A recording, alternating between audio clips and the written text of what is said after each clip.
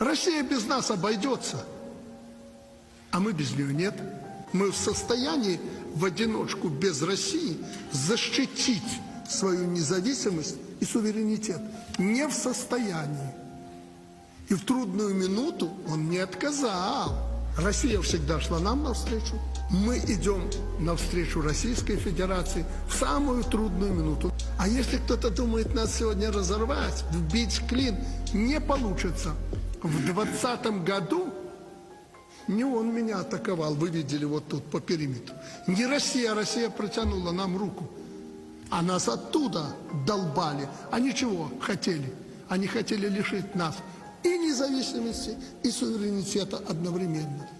Поэтому, ну что тут говорить? Просто на злобу. Еще один раз. Не получится у них разорвать наши отношения. Они будут только укрепляться.